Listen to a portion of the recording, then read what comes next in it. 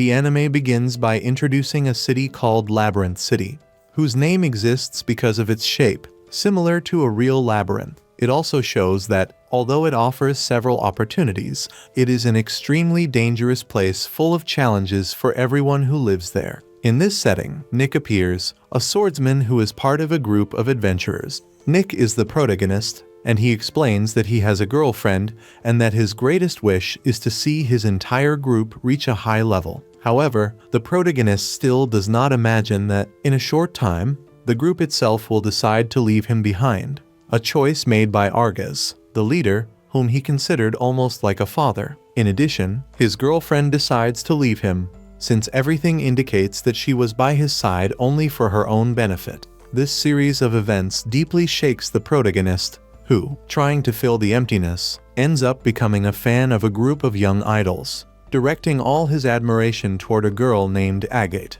To understand how the protagonist ended up at an idol event, the anime goes back a little in time. We see the protagonist carrying a feeling of emptiness. Deep down, he still tries to understand why Hargus decided to expel him from the group of adventurers. Apparently, according to Hargus, the protagonist did not have the necessary spirit for an adventurer. Moreover, according to Hargus, the protagonist had become arrogant and started giving orders to everyone, something that deeply irritated him. That is why he made such a decision. But while the protagonist remains heartbroken and thoughtful about everything that happened, a girl appears and tries to cheer him up. The protagonist gestures for her to go away, but the girl insists on staying to talk, to draw his attention. She gives him a ticket that seems to be for an idol event, saying she is a beginner idol but very dedicated to her work. Even confused, the protagonist asks why she decided to talk to him, and she explains that it is part of an idol's job to try to encourage people. Then, without prolonging the conversation, she gives the ticket and the umbrella to the protagonist before leaving, satisfied for having fulfilled her role. The protagonist tells himself that he will not go to any event, but the girl notices he did not respond and says she will be waiting for him. The protagonist looks at the ticket and, after thinking for a while, decides to go. That is how he ends up at the show where Agate is performing. In the end, the protagonist does not regret going to the event. He even buys several souvenirs from the vendors. However, he spends so much that he runs out of money for food, and when he gets home, he remembers he needs to eat but has no money left. The next day, he decides to go to a place where beginners gather in search of adventurer groups. The protagonist plans to earn some money honestly to meet his needs and continue following Agate. As he enters the place, he meets a boy and tries to call his attention, but an older man approaches to talk to the boy, making the boy lose interest in the protagonist entirely, who ends up in an awkward situation. The protagonist spends the whole day there without getting any results, so he goes to a small bar, and, while eating a dish with an unpleasant taste, he watches other people celebrating because they finally found adventurer groups. Shortly after, another group of 3 people arrives and sits at the same table as the protagonist, something he finds strange, since none of the 3 exchange words, as if they did not even know each other. The protagonist also notices that one of the members, a girl, carries a staff with an old and peculiar gem. He thinks about it and suspects she might be a mage.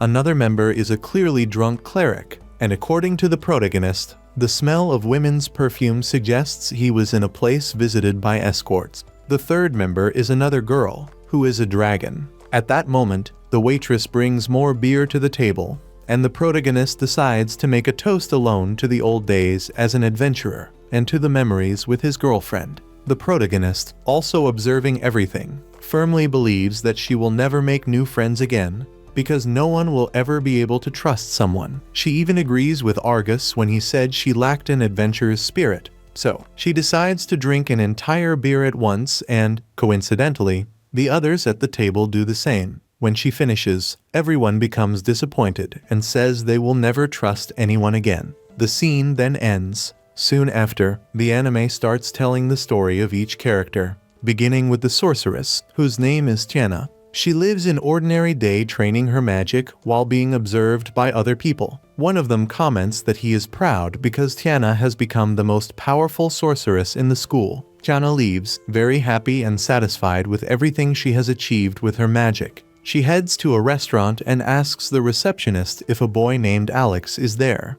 But the receptionist does not answer. Tiana decides to go in anyway. Inside, she finds Alex, who is dressed like a girl. Link calls out to him, but Tiana sits at the table and happily tells Alex how delighted she is for managing to cast a lightning spell. Alex does not pay attention and asks why Tiana is so excited, since he heard rumors. Link adds that Tiana seduces masters to obtain approval, which deeply hurts her. She asks both of them to respect her. But Alex, irritated, continues scolding her because of the rumors circulating about her. He also decides to end their relationship. We then discover that the two were engaged for family reasons, and the breakup makes Tiana's father reject her. With no other choice, she is excluded from her family and must leave. When she arrives at the place that will be her new home, she realizes she is completely alone and understands she will need to take care of herself. So she begins searching for another group of sorcerer adventurers who will accept her.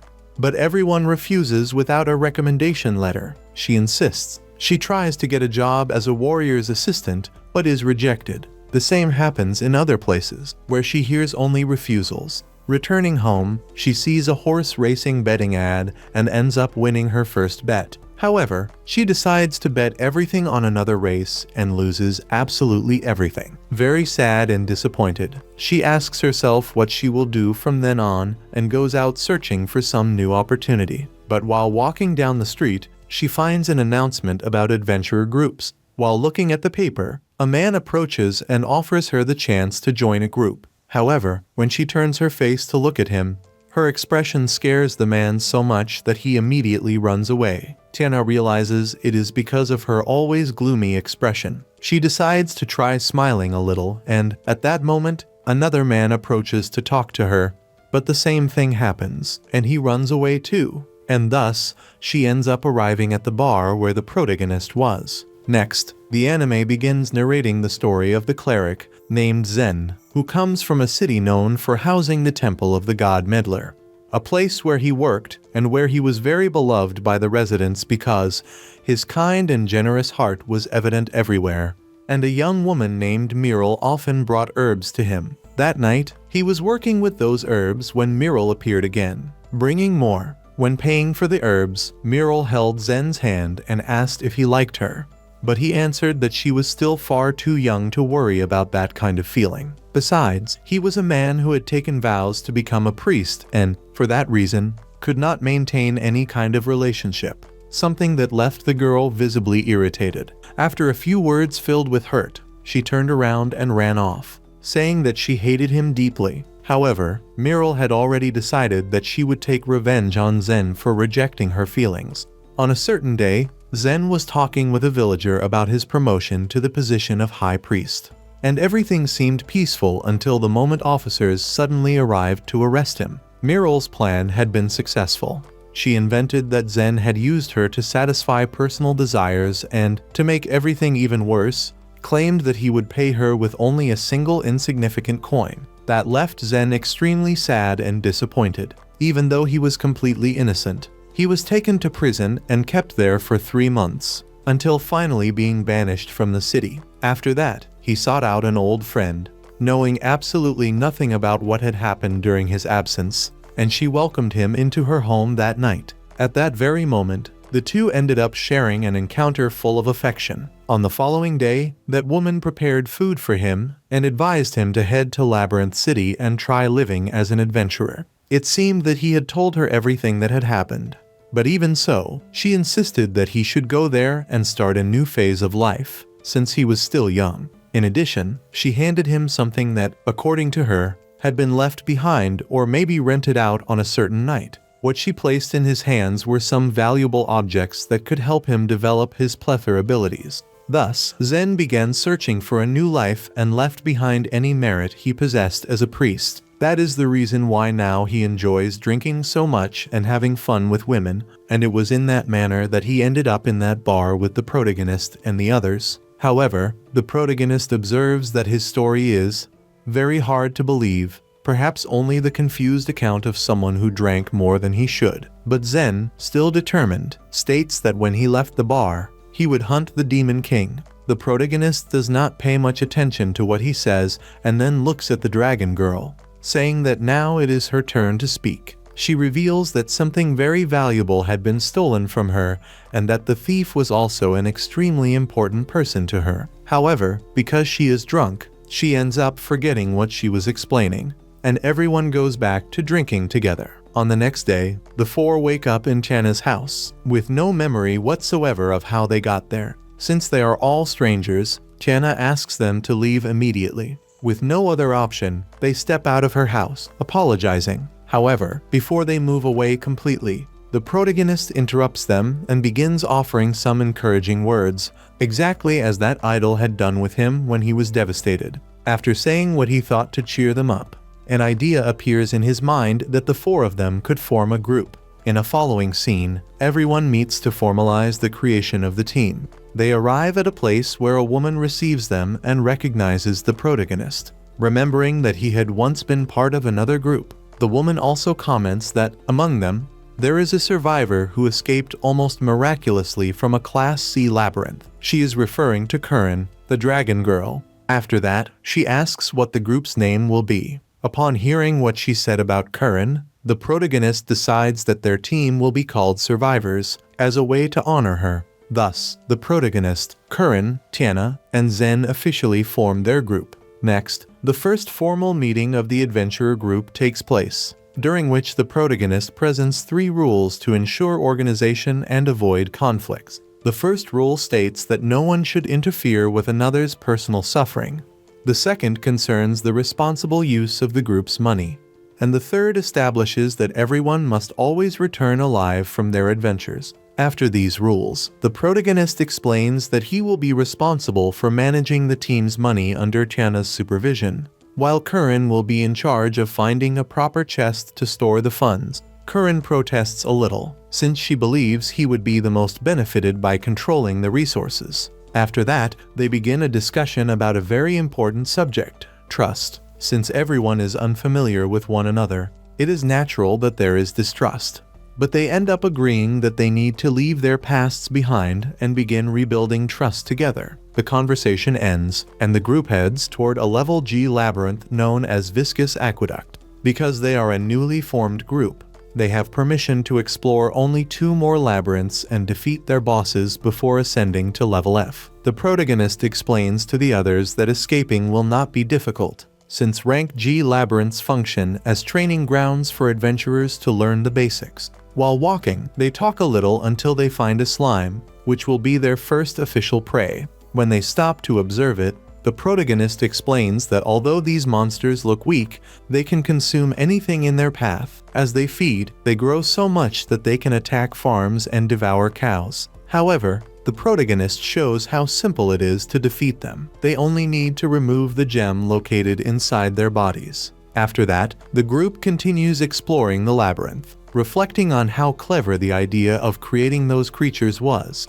While they continue hunting slimes, someone asks why the monsters attack humans. Tiana answers saying that they attempted to create specific food to make communication easier between humans and monsters, but everything ended up going wrong. That makes Zen a bit uneasy about facing creatures that might not understand their actions.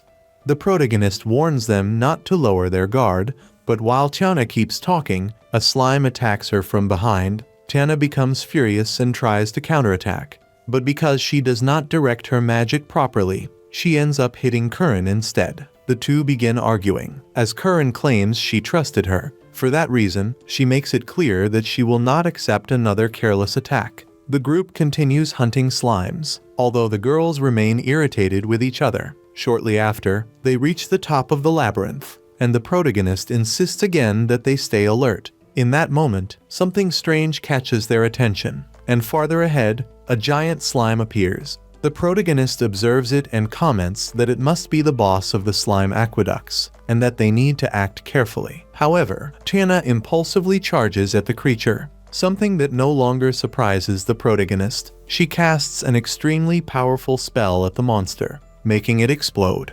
Luckily, no one gets hurt, and they manage to take the gem of the defeated boss. When they leave the area, they take the opportunity to wash their clothes, and during that time, the protagonist organizes the group and begins assigning roles. Then he starts by explaining his own abilities, highlighting that he has excellent combat and exploration skills, but no aptitude for magic or healing. His ability with heavy weapons is also quite low. He suggests that each of the others do the same, as a way of demonstrating trust and allowing them to understand one another's limitations. Since they all share something in common, their strengths were exploited in some way. For this reason, the difficulty in trusting is still great. After that, he talks about his abilities as a healer, and Tiana stands up, approaching Curran to apologize for having hit her. Next, he explains his own weaknesses to everyone, emphasizing how vulnerable he is to close quarters attacks and how incompetent he is with weapons. The same happens with the others, who show their skills and limitations, ending the scene. Then, they head toward the goblin forest, where the protagonist explains that goblins are weak individually but can become a big problem when acting in a group. The group manages to defeat some goblins to take their gems. Tiana then warns that she can detect traces of magic and therefore begins to examine the area to locate more goblins. He comments to her that it is not very common to master that kind of advanced magic, but Tiana reveals that she also sensed the presence of an extremely powerful individual among the goblins, which makes the protagonist thoughtful as he imagines the risk. Then the protagonist states that it may be an ogre or some goblin that has undergone an unusual evolution process. He asks Tiana what the real possibilities would be, and she confirms that it really must be one of those two. The protagonist explains to the group that they are capable of defeating such a creature, but only if they act with absolute coordination, because without that they would all be exterminated. Thus, he states that there is no alternative other than advancing and confronting the enemy. Furthermore, the protagonist adds that that battle would depend particularly on him and Curran, since goblins possess very high natural resistance against magic. In this way, the others would only be able to act as distraction, and because of the thick and hard skin of those monsters, he assigns the main role to Curran, since she is the strongest among them. With that decided, the group of adventurers moves toward the place where the monster is, and when they arrive before the creature, Curran does exactly what the protagonist had instructed. She takes the lead with firmness, while he advances right behind her, and Sehen and Tiana take charge of offering support from a distance, keeping alert to any unexpected movement. While all this happens, the protagonist occupies himself with eliminating the small goblins that surrounded the place, and Curran concentrates a powerful fire spell in her sword, rising into the air. However, in a quick movement, she descends with all her strength to deliver a final blow against the ogre, and manages to defeat it completely. Next, she begins removing all the horns from the fallen goblins. At that moment, Curran bends down to observe a medal she kept in her pocket, but the protagonist, approaching without noticing, touches her by mistake. This causes her to drop the object, and it breaks. In a sudden change of scene, the anime begins to narrate Curran's story, who appears unconscious inside a cave, although the events that led to this have not yet been shown. Before that moment, we see Curran walking through a busy market while explaining, in her thoughts, what the true mission of the Dragonborn is: to protect humans and remain at their side in any battle they may face. During this walk, she stops before a stall where necklaces and other jewels are sold, and it is there that her eyes find a specific necklace that immediately awakens her interest. Curran decides to buy it, but noticing that she does not have enough money, she leaves the stall and goes to work, planning to return later. However, the seller had already devised a plan to force her to acquire the necklace.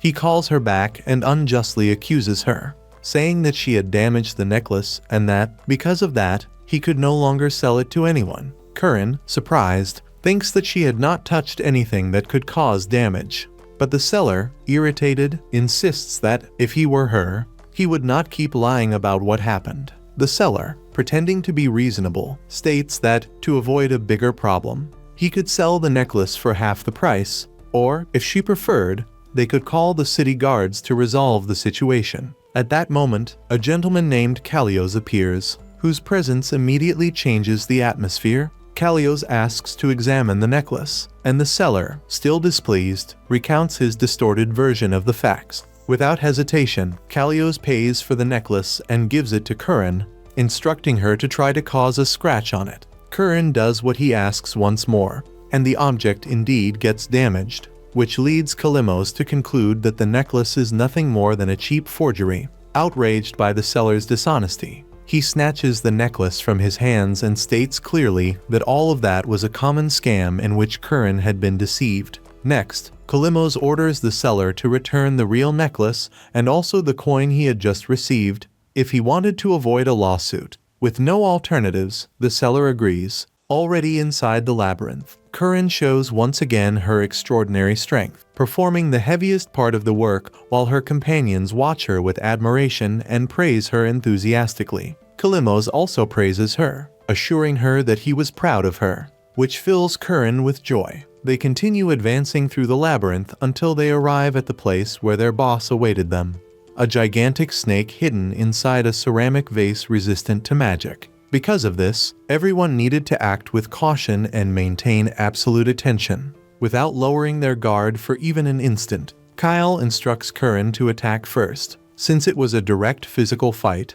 and adds that everyone would protect her if something got out of control. Determined, Kurin advances to strike the vase with all her strength, which causes the snake to emerge aggressively to react. The other adventurers try to approach to support her, but the creature enters a frenzy and begins to coil around Kurin, while she calls for Kallios, seeking help. After surrounding her, the snake releases a toxic gas that quickly drains her strength, causing her to collapse to the ground, completely weakened. Kallios and his accomplices then loot all the treasures hidden in the snake's body and abandon Kurin without any hesitation, ignoring the fact that she was between life and death. Even so, Kurin gathers what little energy she has left and manages to stand up. It is then that she realizes that Kallios stole her most precious jewel, the Dragon Jewel, a relic forged and empowered by an ancestral being.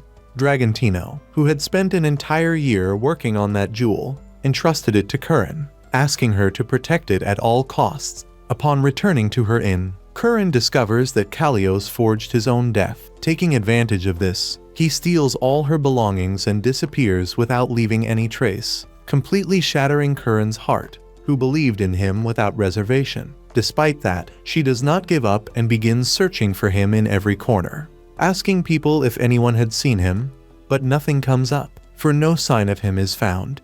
Continuing her search, Kurin walks through the city streets until she reaches a restaurant where she intended to eat something. In that place, she meets a lone knight whose impressive presence awakens deep admiration. She had already heard stories about his strength, which explained why his group allowed him to explore labyrinths alone. Fit quickly notices that he is being followed by his admirer, although he tries to act naturally, and the situation remains that way for almost the entire day. Kurin follows him, repeating the same routes and the same activities until both end up in a restaurant. Thanks to the awkward interaction caused by Fit's drunkenness, Kurin and the lone knight manage to exchange a few words. Although the conversation is brief, she thanks him for the attention and, right afterward, says goodbye to him. After that, Kurin never sees Fit again and, with no money at all, begins to worry seriously about what to do to ensure her survival. It is in this way that, with no alternative and completely lost, she ends up arriving at the same bar where the protagonist and the other adventurers were on that fateful night. With Kurin's story concluded, the anime returns to the protagonist's point of view. He appears inside a jewelry shop, carefully examining windows and displays while looking for a necklace similar to the one he had accidentally broken. His goal was simple: to find something worthy of replacing Kurin's accessory. However, the more he searches, the more he realizes that nothing resembles the necklace she carried. Confused, he wonders why she did not show anger or frustration when the necklace broke. While he reflects, Agate suddenly appears and greets him naturally. They leave together and walk to a park to talk. There, under the shade of the trees, the protagonist explains what happened with Kurin's necklace and confesses he is frustrated for not being able to find anything similar. Agate suggests that he simply ask Kurin herself where she acquired the necklace, as there might be another similar one for sale. Then she offers another possibility, that he choose something beautiful and meaningful to replace it, without being tied to the original model. Excited by the idea, the protagonist heads to the market to look for something special. During the walk, he meets Curran at a food stall. Kindly, she offers him something to try, and, without noticing that the food was too hot, the protagonist ends up burning his mouth. Curran laughs, finding the situation amusing, and that moment breaks any tension between them. From there, the two share a light and spontaneous conversation,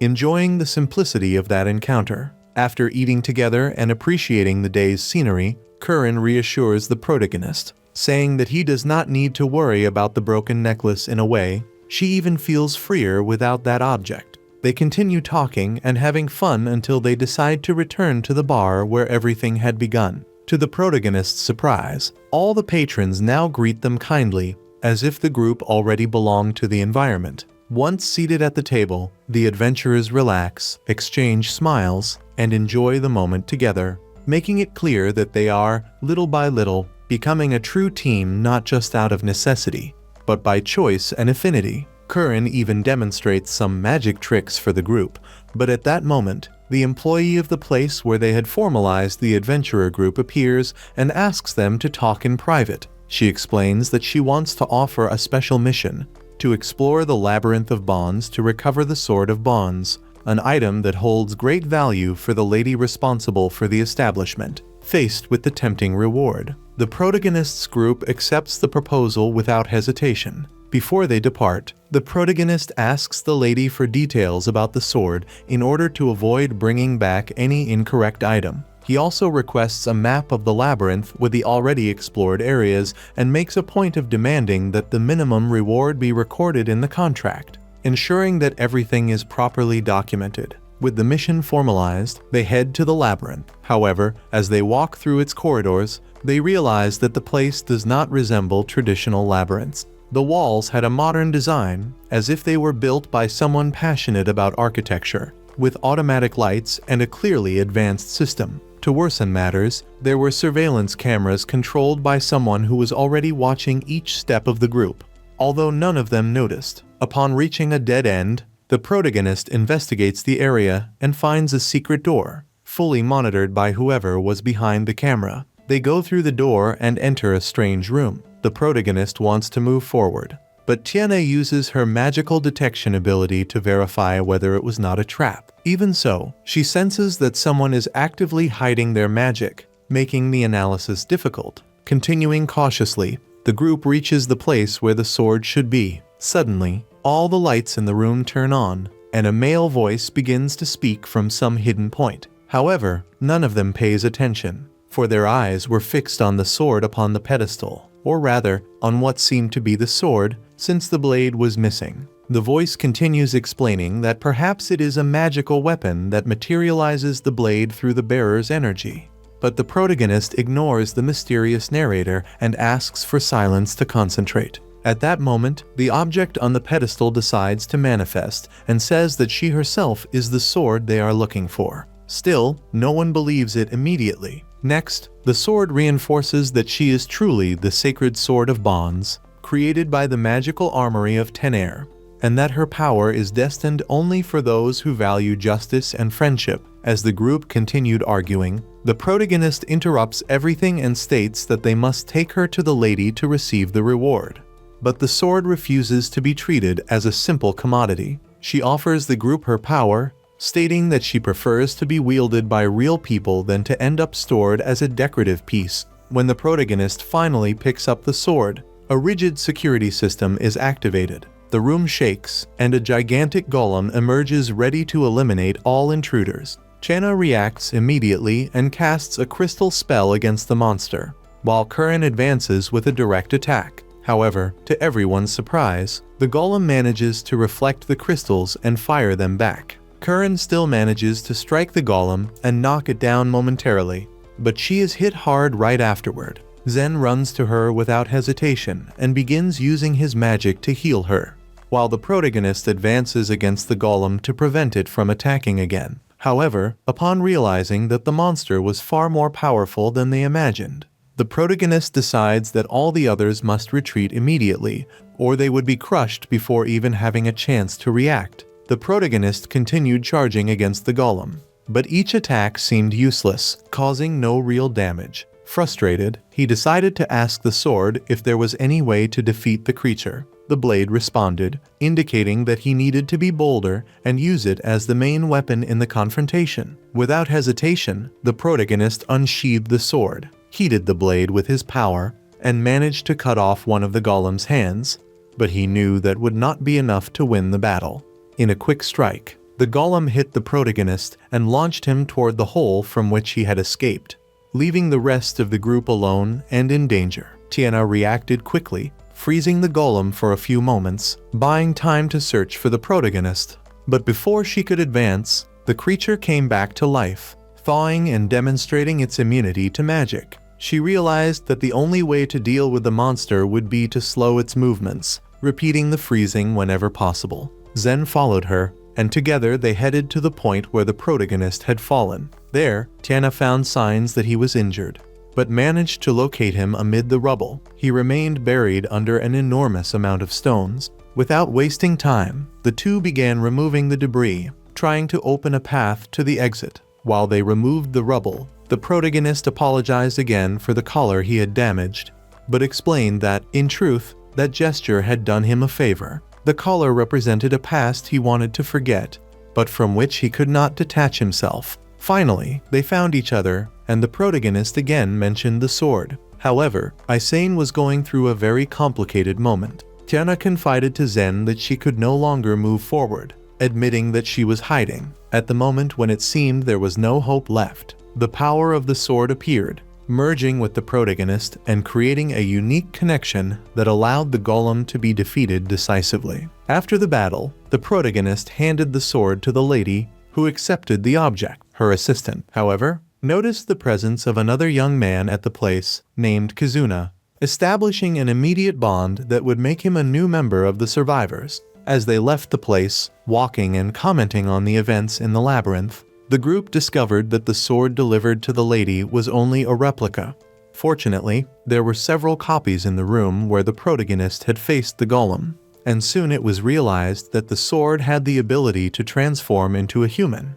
It was, in fact, Kizuna himself. When they arrived at the group's house, they divided the money earned, allowing each one to spend as they wished. The protagonist gave part of his amount to Kizuna, encouraging him to do whatever he wanted. As a new member of the survivors, Kizuna explained some basic rules and instructed everyone to rest, as he himself planned to attend his friend Agate's concert. Then, he invited Kizuna to accompany him, but the boy found the idea boring and preferred to stay home reading. Kizuna asked Tiana what her plans were, and she replied that she intended to watch the races, bet a little, and invited him to go with her. Thus, they formed a small group and headed to the event location. While they walked, Kizuna reflected on how he had waited for so many years in the labyrinth without anyone finding him. At that moment, Tiana mentioned that his new name as a member of the survivors would be Mopa, because Kizuna sounded suspicious and they might notice that it was the Sword of Bond. The group enjoyed the races and bets, and the next day all the protagonist's adventurers gathered for a meal.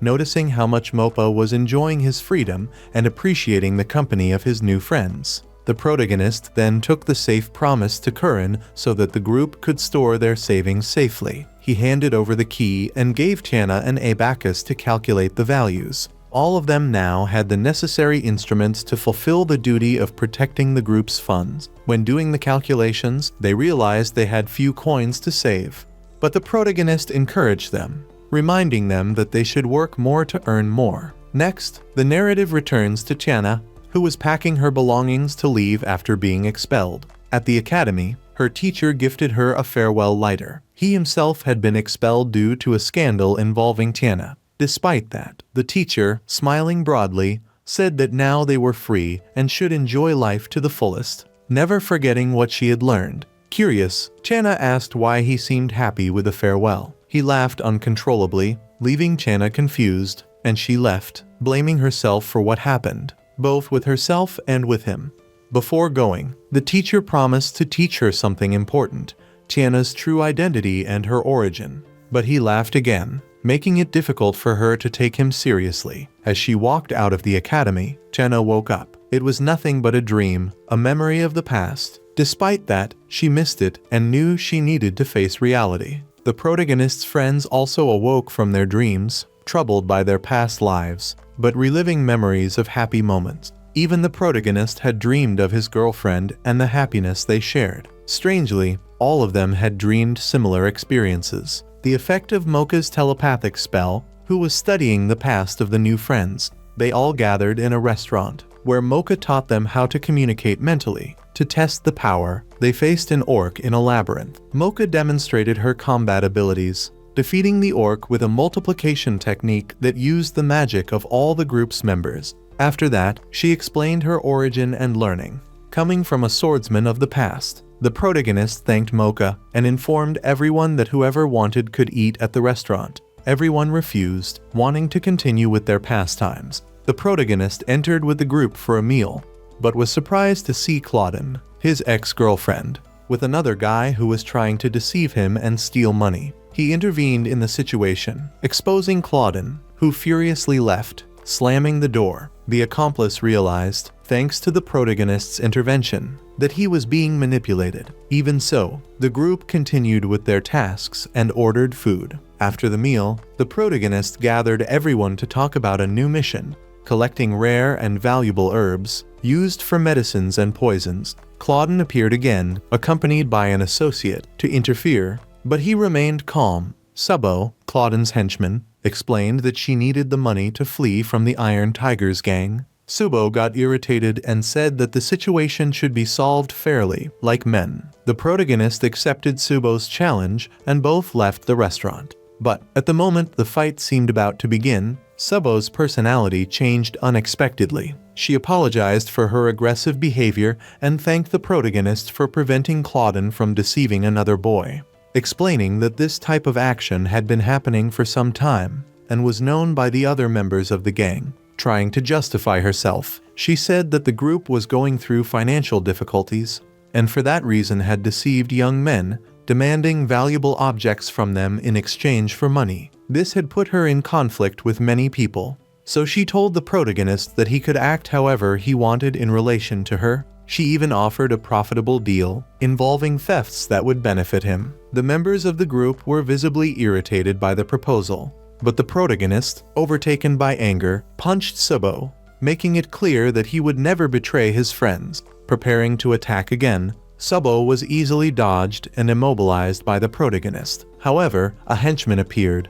brandishing a sword against him. Cornered, the protagonist saw Aquaman arrive to defend him. Soon after, the rest of the group appeared, accompanied by the old woman and her assistant. Aquaman challenged the protagonist once again, but, surprisingly, this time proposed a mathematical duel, leaving everyone perplexed by the unusual idea. When the moment of the challenge arrived, the old woman and her assistant explained the rules. The duel would not be only mathematics, it would also involve physical combat, divided into 10 rounds. Each round would only end when one of the teams solved the mathematical problem correctly, otherwise the battle would continue indefinitely. The difficulty would increase progressively with each round. The old woman then presented a box containing pieces of paper with the names of who would be responsible for solving the problems. In the first round, Curran would be the one in charge of the protagonist's team, but she was nervous, fearing she would not be able to handle the math. The protagonist encouraged her, while on Zoom's team, Claudine would be responsible for the questions.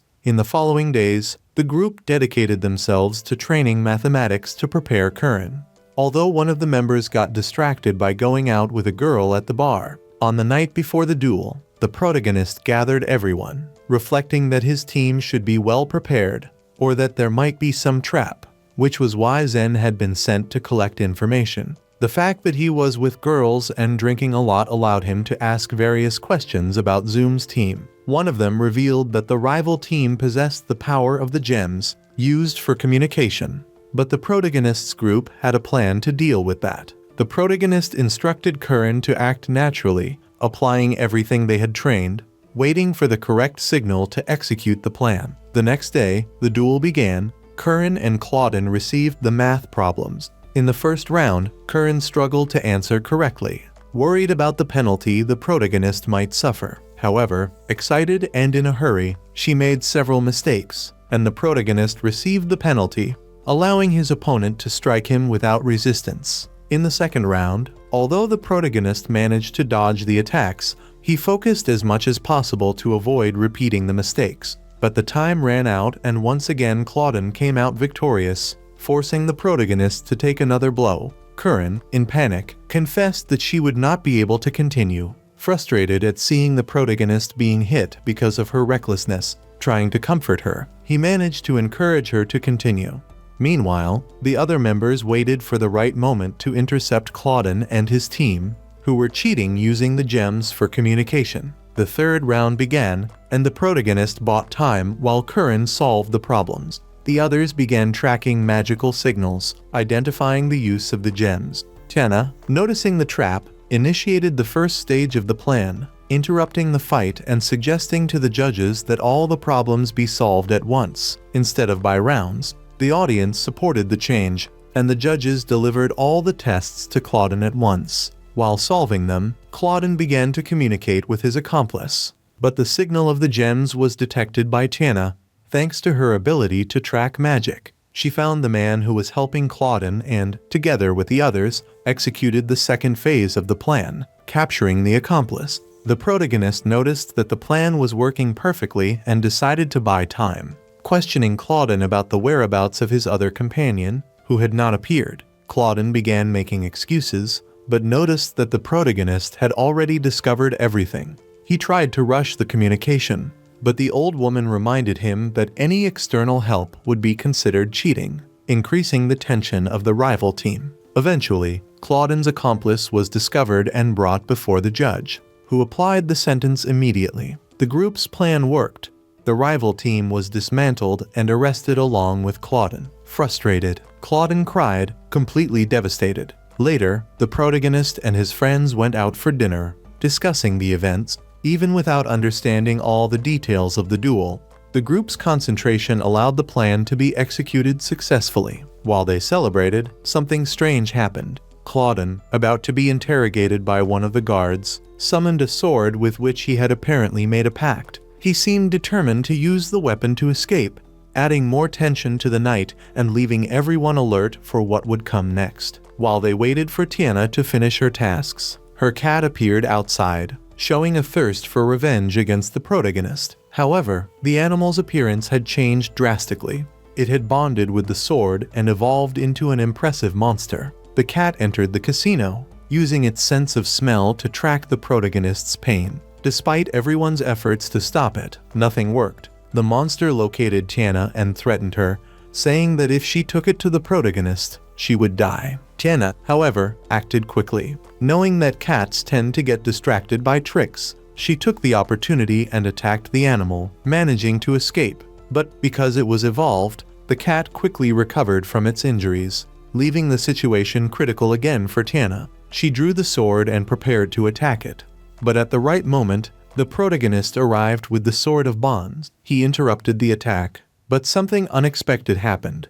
His sword began to communicate with Subo's sword, revealing that, for centuries, those two blades had maintained an intense rivalry. This communication caused the sword to grant all its power to the protagonist, transforming him into a larger and more ferocious monster. To face Zoom, he needed to forge a bond with Tiana and obtain enough power, but ended up losing control of his body, destroying everything around him unintentionally. His consciousness said that he only wanted to irritate the protagonist for a while, but the damage caused to innocence was considerable. When trying to regain control, the sword intervened, determined to resolve its personal conflict right there.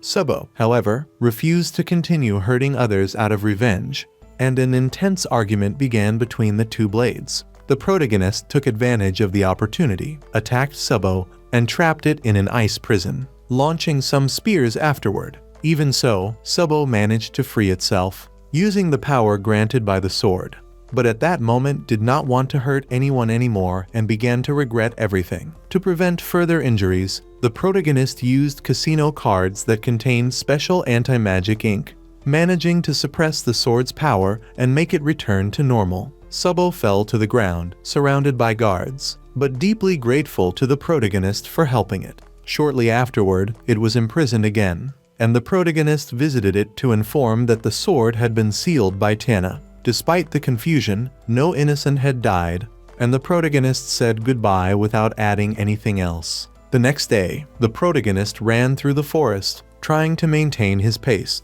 Suddenly, he heard a girl's voice, but there was no one around.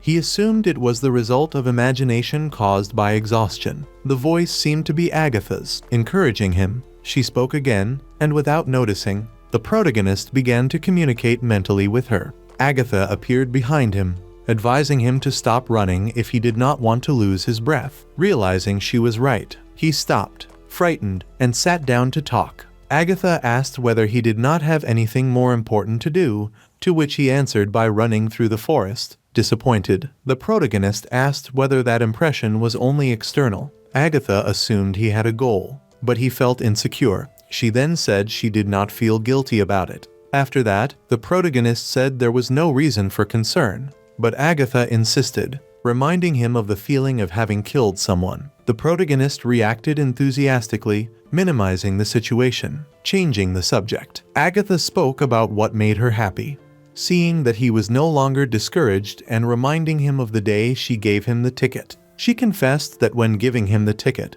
she felt happiness but also doubt, creating conflict in her thoughts. At the concert, seeing him, she had the same feelings, but understood that it benefited the protagonist and was the most important thing for an idol. Agatha explained that some people become obsessed with idols, and that she was happy not to be part of that group. She would feel terrible if she were. The protagonist said that if he had not become a fan of idols, he could have followed a criminal path, but meeting her helped him return to the right trajectory. Agatha sighed, and he did not like it, causing her to complain. She explained that talking to him made sense and made her happy, assuring that her profession was not in vain. The protagonist realized something bothered her. Agatha had cancelled all shows and public appearances. In a scene change, we see Agatha before becoming an idol, with the real name Abel Haggins. She sang in a bar, helping her boyfriend, and performed in her spare time. She sang alone until a man approached and praised her voice, suggesting she could do better with an audience. Abel agreed, a little sad. The man introduced himself as Joseph Coleman, producer at Yearly Productions, handed her his card, and asked if she wanted to be an idol. Surprised, Abel had not answered yet, because a young man who seemed to own the bar warned her about strange customers. The young man, Donnie, clarified that he was not the owner, but the manager. Joseph explained that he was there to recruit her as an idol. Donnie wanted to know about the costs involved. Abel was confused, but Joseph said words that made dreams come true, which made her interested. Still shy, she accepted the ticket to attend a show. Joseph asked if she would continue the conversation with the manager, and Donnie confirmed. On the night of the show, Abel saw the idols and wished to be like them, realizing her ambition to be popular and accepted. After the show, she and two girls nearby decided to accept Joseph's offer and began training to become idols. The girls also changed their names, each adopting the name of a gem: Topaz, Samber, and Agate. Despite the wonderful days as idols, Belle's relationship with Donnie took an unexpected turn, as he constantly asked her for money from the bar. Over time, the darkness of that bond deepened, and Belle promised to repay, after making contact with someone willing to help her. While she was in the back of the place, a dog appeared, catching her attention. When calling it, the animal ran away as the sky closed, threatening rain. Belle looked at the sky, thinking about how much money she had to help Donnie, but she knew there were limitations. She spent part of the money and, disappointed, realized that nothing matched the dream Donnie had shared with her. Looking at the ticket in her hand for the event Donnie organized, which included Amber, Topaz, and Agate, she prepared for the event intended for fans outside the bar. Abel explained that different types of people would be present and that many tables would need to be arranged. However, Abel assured that she would have a stage to sing comfortably, captivating the audience with her songs while he took care of the food. He was excited, but Belle, a little discouraged, said that it was there that she saw him for the first time. Going out for a drink, she heard a conversation at a table. A girl named Claudine was ending a relationship with a boy because he was a swordsman. He began to follow her, for it was starting to rain, and he had no way to protect himself from the sun. That was how they met. Belle told Donnie that she was confident he would earn a lot of money and that he did not need to worry. He agreed to meet her in person. In the casino, he found a goddess. But as Donnie began to win, the situation changed drastically. She became a relentless gambler, leaving everyone with nothing, barely able to move. What intrigued him most was that the goddess continued watching him, leading him to conclude that she chose that table because of him. He did not wish to defeat anyone but her, and when he managed to do so, the girl laughed and vanished in a cloud of smoke. In reality, the goddess possessed a sword that controlled the weather, turning the hall into a frozen tundra in seconds, surprising and frightening everyone. Curious, Donnie picked up one of the fallen cards, realizing that the goddess was his paladin. After the disaster, Mr. Joseph took responsibility for Donnie, allowing him to live in peace. However, this meant the end of the relationship with Agatha, who warned him to act as if he had never met anyone. After talking with Donnie, he apologized to Belle, reminding her that she was still a stranger to him. Belle, however, intervened, preventing any threats that had not been formalized. Her innocence and the dream she carried caused both to be surprised, though they were sincere. Even seeing only his money, Belle knew that Donnie was not like that. But having him close at that moment only caused her suffering. She was tired of betting and losing. Donnie laughed, remembering that chance could not be controlled, for if it could, someone else would take the prize. Joseph tried to interrupt him, but Donnie continued, stating that he was not worth that much. Although the offer was good, the bet was mandatory. He would have to wait until the end to know the result. In Agate's solo return, the audience was present again, and the protagonist appeared excited. When the show began, Agate greeted the crowd, apologizing for any worry. She interacted a little, asking what they thought she did in retirement. As the answers were ordinary, she said that she had met a goddess with white hair during the incident in the casino. The goddess had appeared in the face of danger, defeated the villain, and disappeared without revealing her name. Agate confessed to being the legendary paladin, surprising everyone, especially the protagonist. Agate explained that she wished to help people,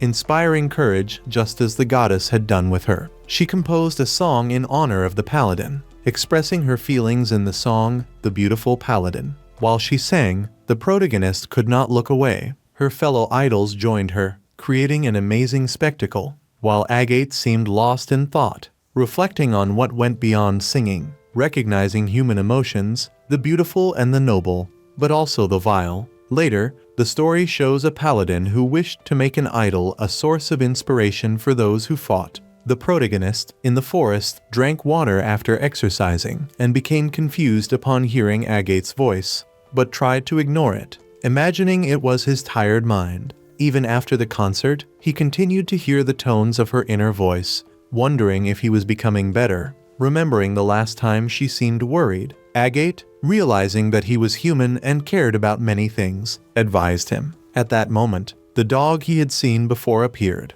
He took it in his hands and told the protagonist that animals were also strong, reinforcing the lesson of always taking a step forward, just as he did when solving problems. In another scene, we see another group of survivors gathered, with Mopa moved while reading an article about a ghost called Pinkman, who kidnaps children at night. He became interested and showed the others, noticing that one could even jump in the air in Labyrinth City. Each member of the group began to express their first opinions about what they would do if they actually encountered someone dangerous. But the protagonist preferred they not think about it, reminding them that everything was just a legend. Then Mopa interrupted, asking whether it was true and whether there were witnesses. The protagonist advised him not to believe everything he read, though Mopa did not lose hope and showed the desire to find Steph. At the moment he mentioned the ghost, a girl stopped to listen outside, showing such interest that she introduced herself as Olivia Taylor, adventurer and journalist of the Lemuria Monthly. Mopa, delighted, commented that she loved the magazine and that she had been reading it before. The protagonist interrupted her, correcting that she had found it recently. Mopa did the same, and when Olivia mentioned her situation, she simply said, "For immediate love of straw dolls." She added nothing else. Then Zen Yamamoto revealed her real name before Olivia, causing confusion and nervousness in everyone. Fortunately, Olivia only commented that she had a beautiful name, confirming that she was a journalist and adventurer. Although her clumsy behavior and stumbles showed that she had been caught off guard, she thanked them and explained that she was there to investigate everything happening in Labyrinth City. As night fell, the protagonist wandered drunk through the city and spotted a girl alone. He followed her into a dark alley, but suddenly she pulled him inside a house. Meanwhile, the protagonist and Moppo went out to watch Agate's show. Moppo was fascinated, but soon noticed something wrong. It was Zen. Immediately, both returned. Upon reaching the alley, Moppo was the only one able to see the ghost's reflection and began attacking it. The protagonist saw nothing, although he no longer doubted Pinkman's existence. Surprised at being visible to her, the ghost fled, but not without attempting to harm her with chains. Moppo dodged swiftly, and both the girl and the ghost remained unharmed, for he was protecting her. Next, they headed to a safe place known as the Net. There, the group began asking the girl questions, and she only replied that it was Pinkman and that her mother was not wrong, explaining that she tried to capture him every night but ended up in the hospital because of the entity. The conversation moved the survivors, who supported the girl's mother, confirming that Steven truly existed. Unexpectedly, the girl asked for 100 to become her apprentice. The protagonist tried to intervene, but Zen explained that she needed to be 15 to train, warning her not to put herself in danger. Furious, Moppo exclaimed that she wanted to hit Stepping, disappointed that he had kidnapped someone. Then she decided to capture him on her own, and the others followed her. Feeling bad for the harm he caused Riene, the plan began by gathering information about Stepping and demanding a bounty on him. They reached the Bounty Hunters Guild, but it wasn't easy. The girl confessed that she did not offer bounty missions to adventurers without achievements, realizing she had not been careful. In the end, she provided information about a man named Hardy, whose bounty was high. When the girl mentioned the group's name, all the men appeared and began complaining. Tiana told them jealousy was not part of a bounty hunter's job. One man became furious, standing up and claiming that rookies like them should be content with goblins. His companion tried to restrain him, but Tiana insisted they were there to complete the job and that they would bring Hardy back. The man decided to bet on her defeat.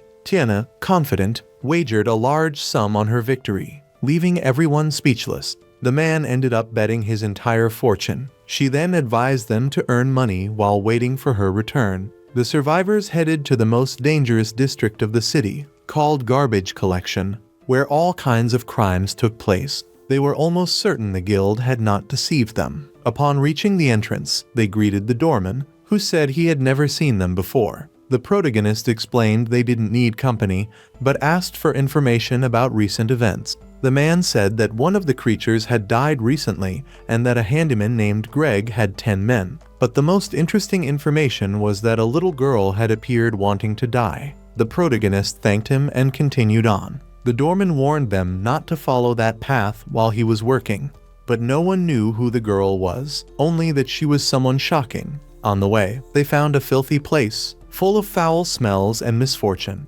There, they encountered members of a gang, but before they could attack, the survivors had already captured the leader, who told them to look for jail. Before leaving, they asked the thief if he liked that life. He replied that he had a life with no opportunities, unable to sleep peacefully, something they would hardly understand, although they did. In exchange for the information, they received his relaxing herbs and asked him not to keep consuming them. As they were about to leave, he said that jail was a runner and would disappear if seen. The man thanked them for that. Upon reaching the residence, Moppo noticed Jail there. They went upstairs and caught him with a woman. Curran revealed the money they would earn with him. Jail tried to escape through a window, but Moppo was already behind him. When they were about to take him to the guild, a man appeared asking what they were doing with a patient. Jail begged for help, and the protagonist realized it was Nelgaba. He asked who they were, as they did not seem ordinary, but the protagonist also did not believe he was a common priest. When asking about Hallie's crimes,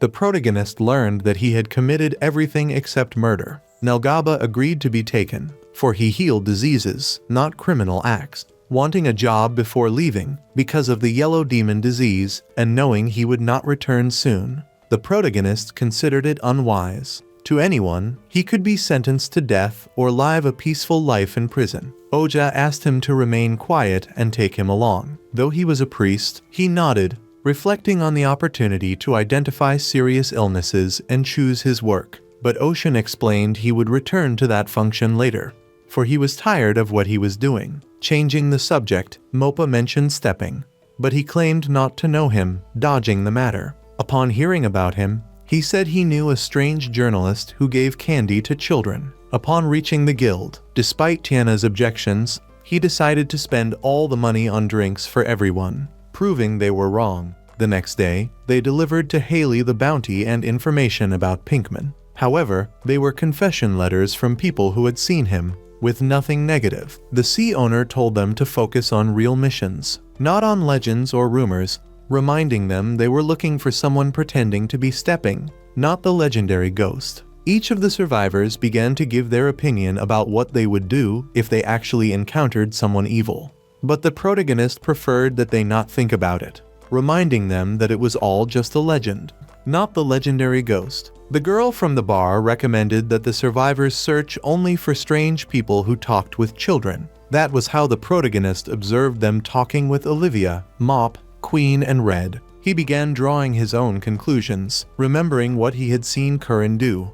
Agile, using chains, he also recalled the day he met Olivia, when she tripped on him. She was heavy, but a little silly. The protagonist laughed, then ordered Curran and Tiana to block the exits. He decided to confront Olivia directly, getting straight to the point with his questions. She reacted with anger, and the other girls left them alone. The protagonist asked what she had done 2 nights earlier, and she said only that she was being interrogated. Finally, she decided to tell everything. She went to the bar, ate, worked, and carried out daily tasks. But when the protagonist asked directly, "What were you doing, Pinkman?" Olivia remained silent and pretended innocence. Suddenly, she kicked the table, which flew to the ceiling, creating a hole through which she escaped. In the next scene, Zen was on the floor, behind the bars, begging for forgiveness and help. Strangely, every time he woke up, he could not distinguish reality from his dreams. The return from Stepping's escape led to another meeting in Red's restaurant.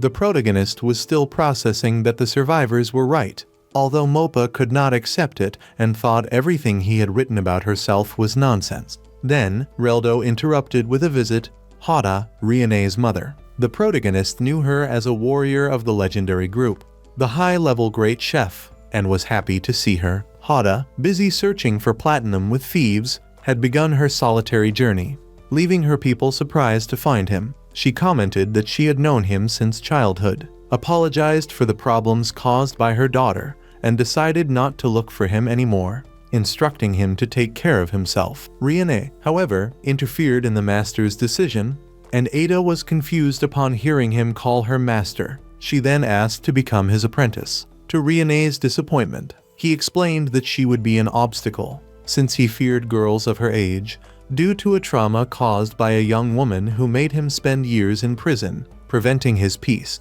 Although he had protected her, he explained that anyone would have done the same. He confessed that she had given him hope back, suggesting that perhaps he could overcome it soon. The mother seemed not to understand and said he could not marry her daughter, but both answered that this was not the problem. The protagonist found it funny, and Ada warned that she would destroy him if he did it.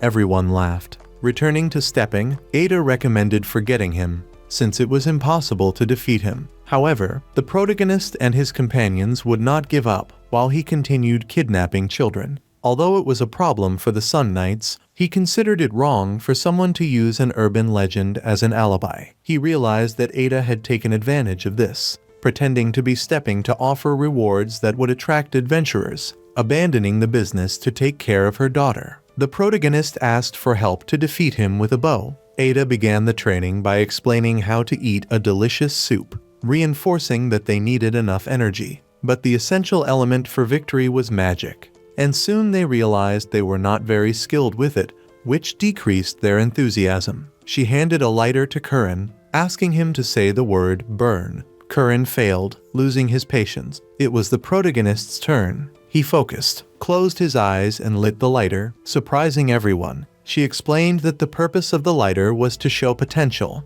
and showed the great flame he could create, impressing everyone. Outside, training began with the protagonist. At night, Nick waits for a girl to enter the alley. When she appears, he surprises her with a punch to the ribs, but she manages to escape with extreme ease. Confused, Nick asks Lion if he possesses any item capable of concealing someone's presence. Lion replies that he does, and that the effect can be undone simply by pronouncing the person's name. They head to the suburbs, where they receive information that a child was seen being taken to the cemetery. Upon arriving at the location, Scissors realizes they are being followed. Suddenly, they are all attacked. The girl who appears is so fast that no one can easily dodge, and with a single punch she bends an iron bar. Zura uses his best attack, but is effortlessly defeated. Free, the girl confirms that she is indeed the Thinker, but claims that she is not the one who has been kidnapping children. She explains that Pissador is the name of the person who goes around jumping from rooftop to rooftop. After that, the group reaches a consensus and manages to find the body of a girl whose purpose had been to conceal something important. They soon realize that she was being used as part of an attempt to create a cure for the yellow devil disease. Seeking more information, they discover that the hunter is collecting trash to try and find clues about the culprit. At nightfall, they manage to locate the suspect, and an intense exchange of blows begins. After separating, they realize that the man is the hospital's doctor. He jumps with such force that the floor breaks, revealing that he had prepared a trap. With no way to escape, the doctor decides to tell everything he knows. He admits to kidnapping the children to try and develop a cure for the yellow devil. He says he doesn't regret anything and affirms that he will continue doing whatever is necessary. Next, he throws the dragon woman away and hits the mage, leaving only Zen standing. Zen trembles with fear at the situation, but suddenly, the book appears and delivers a flying kick to the doctor. He reacts, gripping his sword with his bare hands, and begins a violent exchange of blows. Using his power to manipulate gravity, the doctor causes the girl to bleed from her eyes. Thinking he is going to die, Zen gathers his courage and joins the fight, helping to defeat the creature and managing to free the group from the trap. Even so, they are attacked again. Nick responds with a blow so strong that his foot sinks into the ground. Amazed, the doctor decides to retreat. However, he is no longer in good condition and knows he will die anyway. He asks to be left there, stating that there is no point in trying to save him. Before dying, he says he hopes the group has learned something from all this, to have courage. Some time later, the adventurers begin to reflect on their own lives. Then, the anime shows a little more of Nick's past. After his family was murdered by bandits, he was almost killed as well, but ended up being saved by a man who trained him and made him strong. Despite this, Nick was later expelled by the same man, and since then he has been obsessed with his past and the loss of the dragon egg that was stolen from him. His friends remind him that he is no longer alone and ask him to count on them from now on. They also believe that the doctor had some mysterious connection to Whitebeard. With this in mind, everyone gathers and decides to defeat the legendary enemy while continuing with their everyday lives. Thus, the anime comes to an end.